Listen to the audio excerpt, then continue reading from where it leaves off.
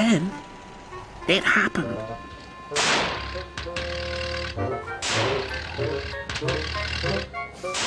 Shaking and spluttering, the diesel stopped.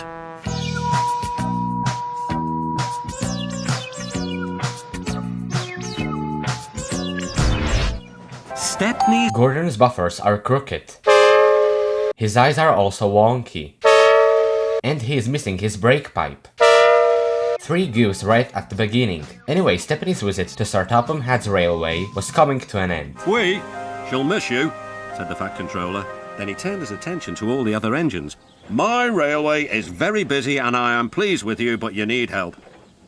A diesel is all that's available. James's funnel is cracked and sealed with black glue. And his eyes are wonky as well.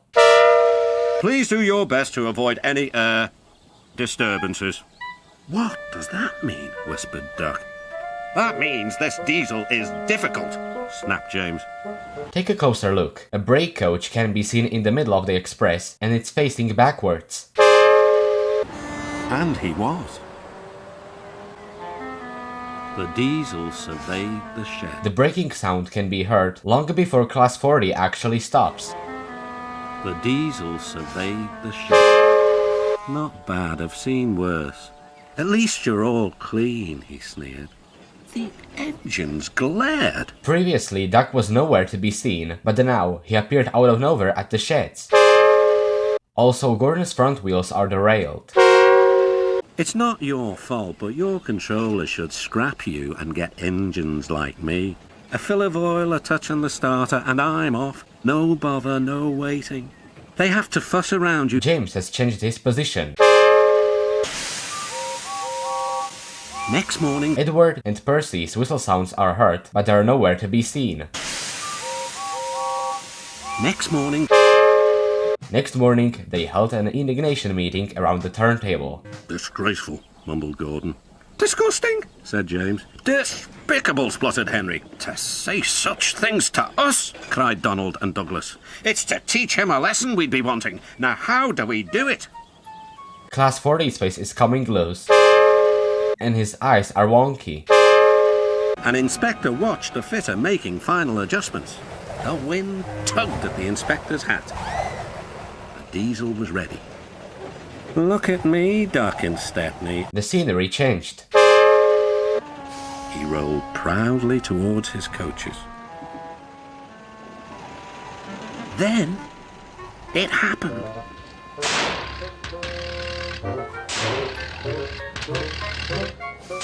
The scenery changed again. Diesel stopped. Meanwhile, the inspector was looking for his hat. In this scene, Class 40 has his air intake covered, but in the next scene, his air intake cover is off. You've sucked it through your air intake. Bother your hat, said the Fat Controller. The heavy train's due out. You'll have to take it, Duck. Stepney, will you help, please? Thank you, sir, cried Stepney. I'd like a good long run on my last day. The engines were soon ready.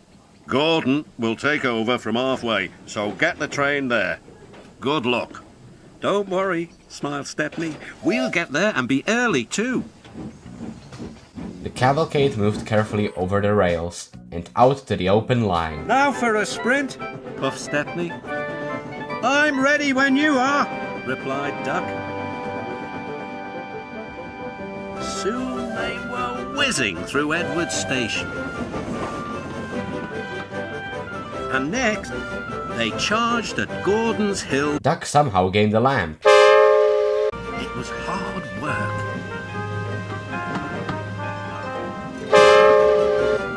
At last, they were running smoothly along the line towards the big station.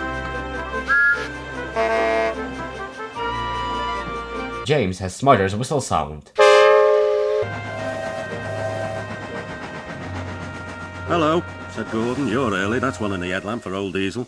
James says he's sick as boiler sludge and sulking in the shed. Stepney's eye moves on its own. Gordon chortled away.